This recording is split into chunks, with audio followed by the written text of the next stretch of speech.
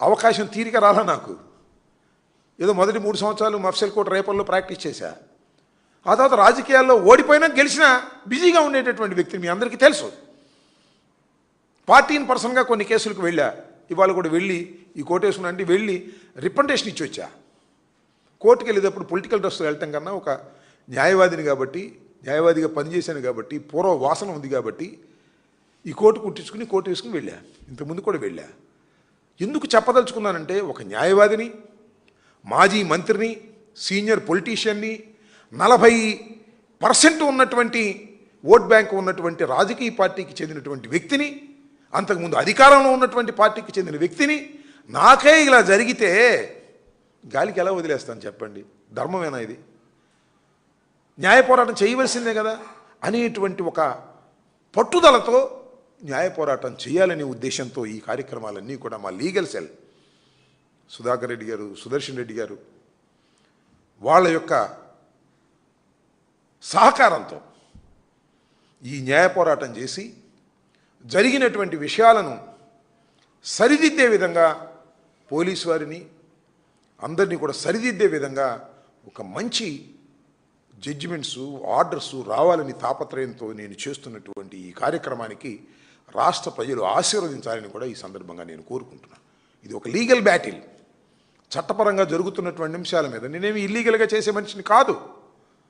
చట్ట ప్రకారంగా వీటి మీద ఒక న్యాయబద్ధమైనటువంటి ఒక పోరాటాన్ని చేయటం కోసం ఇవాళ ప్రారంభించాం. ఇంకా సందర్భాలు వచ్చినప్పుడు కూడా వాటన్నిటినీ మీ ద్వారా రాష్ట్ర ప్రజానీకానికి, మీడియాకి, న్యాయ నిపుణులకి, న్యాయం మీద గౌరవం ఉన్న వారికి, రాష్ట్ర ప్రజానీకానికి తెలియపరిచేటటువంటి కార్యక్రమం చేస్తానని ఈ సందర్భంగా నేను చెప్పదలుచుకున్నాను. Thank you.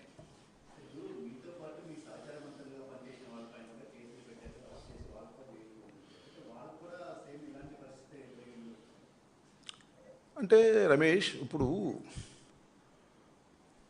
It is a peculiar case. సరే, అవి దౌర్జన్యానికి సంబంధించినవే, but it is a peculiar case. ఎందుకు పెక్యులియర్ కేసు అంటే, నాకు జరిగింది కాబట్టి పెక్యులియర్ కేసు అని అనడం. దాడి స్వభావం. రమేష్ ఇంటి మీద కూడా దాడి చేశారు. అంతకుముందు చాలా వాటి మీద దాడి జరిగింది. What is the nature of the attack? మీరందరూ చూశారు కదా. నేను అప్పుడే 4:20కి ప్రెస్ మీట్ పెట్టా. నా ప్రెస్ మీట్ అవగానే 5ంటికి స్టార్ట్ అయింది. ఆల్ కెమెరాస్, అన్ని మీడియా ఛానల్స్ అక్కడే ఉన్నాయి. అన్ని మీడియా ఛానల్స్ నా ప్రెస్ మీట్ అవ్వగానే జరిగినటువంటి దాడి ఇమీడియట్గా అన్నీ అక్కడే ఉన్నాయి. అన్ని లైవ్లు చూపిస్తున్నాయి.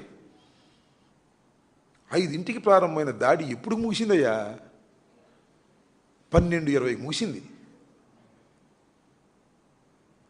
ఏం చేస్తున్నారు పోలీసులు? What they are doing? ఏం చేస్తున్నారు పోలీసులు?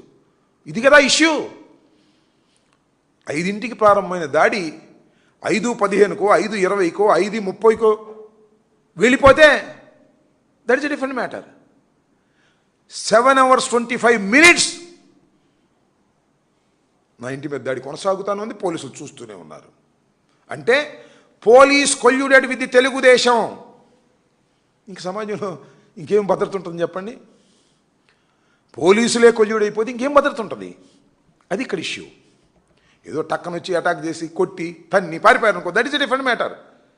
7 hours నిలబడి కరాల నృత్యం చేశారే, ఇది తగునా?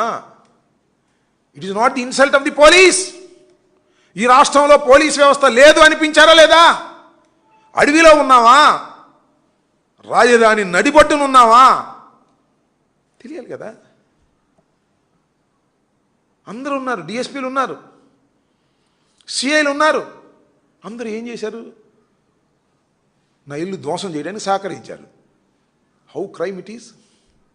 ఇప్పుడు చెప్తున్న సిఆర్పిసి ప్రకారం ఒక పోలీస్ ఆఫీసర్ ముందు కాగ్నిజబుల్ అఫెన్స్ జరుగుతుంటే అతను అడ్డుకోకపోయినా, అరెస్ట్ చేయకపోయినా ఆయన కూడా ముద్దాయే. అదే జరిగింది అక్కడ. All police officers are the accused in this case. అయితే పోలీస్ పిలిచి పంపించారు. సింపుల్. ఈ రాష్ట్రంలో ఏం జరుగుతుంది? వైఎస్ఆర్ కాంగ్రెస్ పార్టీ వాళ్ళు చిన్న నేరం చేస్తే పెద్ద సెక్షన్లు వేసి రాజమండ్రి జైలుకో, నెల్లూరు జైలుకో, విజయవాడ జైలుకో, గుంటూరు జైలుకో పంపించి నెలల తరబడి అక్కడ ఎట్టు పెడతారు. తెలుగుదేశం వాళ్ళు పెద్ద పెద్ద నేరాలు చేశారనుకో, మత్తు మందులే స్వీకరించారనుకో, మత్తు మందులే గంజాయిలే సరఫరా చేశారనుకో, వాళ్ళకి మాత్రం పోలీస్ స్టేషన్కి మంత్రి గారు ఫోన్ చేస్తాడు, లోకేష్ గారు ఎవరో బెయిలిచ్చి పంపించేస్తారు. సింపుల్ బెయిలిచ్చి పోలీస్ స్టేషన్ బెయిలిచ్చి పంపిస్తారు, కోర్టులో కూడా పట్టించారు. చట్టాన్ని కాపాడటం కుదురుద్దా ఇలా అయితే ఈ రాష్ట్రంలో? చట్టం మీద గౌరవం ఉంటుందా? పోలీస్ అంటే భక్తి ఉంటుందా? భయం ఉంటుందా? ఏముండవు కదా. మంత్రి గారి చేత మర్డర్ చేసి మంత్రి గారి చేత చెప్పించుకుందామంటే అని తీసేస్తారు. సో సెటరైట్ కావాల్సిన అవసరం ఉన్నది. ఈ ఆంధ్రప్రదేశ్లో లా అండ్ ఆర్డర్ సెటరైట్ కావాలి, పోలీస్ వ్యవస్థ సెటరైట్ కావాలి. కావాలంటే పొలిటికల్ వ్యవస్థ ఫెయిల్ అయింది, న్యాయ వ్యవస్థ తప్ప దిక్కు లేదు. అందువల్లనే న్యాయ వ్యవస్థని ఆశ్రయించి పోరాటం చేయాలని నిర్ణయించుకున్నాం, చేస్తాం. న్యాయ వ్యవస్థ ద్వారా పోలీసు వ్యవస్థని కంట్రోల్ చేసే విధంగా, చట్టబద్ధంగా వ్యవహరించే విధంగా చేస్తామని కూడా ఈ సందర్భంగా చెప్పదు. దిస్ ది లాంగ్ బ్యాటిల్, ఒకరోజుతో అయ్యేది కాదు, చాలా రోజులు పడుతుంది, సంవత్సరం పడుతుంది, 2 సంవత్సరాలు పట్టవచ్చు. But we can fight out this, legally we can fight out this. కొన్ని మార్గాలను నిర్దేశించే విధంగా న్యాయ పోరాటం చేయడానికి మేము సిద్ధంగా ఉన్నాం. జగన్మోహన్ రెడ్డి గారి ఆదేశాల మేరకని కూడా ఈ సందర్భంగా నేను చెప్పదలుచుకున్నాను. We have a legal team, we have a strong legal team. ఆంధ్రప్రదేశ్లో వైఎస్ఆర్ కాంగ్రెస్కు ఉన్నంత స్ట్రాంగ్ లీగల్ టీం బహుశా ఏ పార్టీకి లేదని నేను అభిప్రాయపడుతున్నాను. I may be wrong or right, that is a different matter.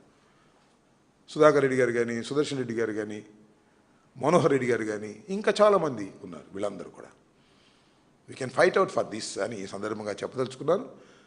వాస్తవాలు కూడా ప్రజలకు అందరికీ తెలిసి వాళ్ళు గుసగుసలు ఆడుకుంటున్నారు, బయటికి చెప్పలేకపోవచ్చు. Everything nose. ఆంధ్రప్రదేశ్ నడి బజారులోనే చర్చించుకుంటున్నారు జరిగినటువంటి సంఘటనల గురించి. ఇది major incident, it is a major incident. ఇంతకు చాలా జరిగినాయి, but is a major incident. Law and order fail అయిపోయింది, బ్రేక్ అయిపోయింది అని ప్రజలకు అనిపించినటువంటి ఒక పెద్ద సంఘటన. జైల్లోకి వెళ్ళాము, ఉన్నాం, that is a different matter. మళ్ళా కూడా ఉంటాం, అది వేరే విషయం. కానీ వ్యవస్థని ఈ విధంగా మేనేజ్ చేసుకుంటూ పోది శత్రు పార్టీల్ని, వ్యతిరేక పార్టీల్ని ఈ రకంగా ఇబ్బంది పెట్టాలి అనుకోవటం అనేది దుర్మార్గం కాదా అని అడుగుతా ఉన్నా. ఈ దుర్మార్గానికి ఎవరు పులి స్టాప్ పెడతారు? మేము అధికారంలోకి వచ్చినా పులి స్టాప్ పెట్టాలి, లేకపోతే న్యాయస్థానాల ద్వారా అయినా పులి స్టాప్ పెట్టించాలి. ప్రస్తుతం అధికారంలోకి వచ్చే అవకాశం లేదు కాబట్టి ఇంక 3 సంవత్సరాల దాకా న్యాయ వ్యవస్థ ద్వారా ఫైట్ చేయాలని నిర్ణయించుకున్నాం. ఓకే.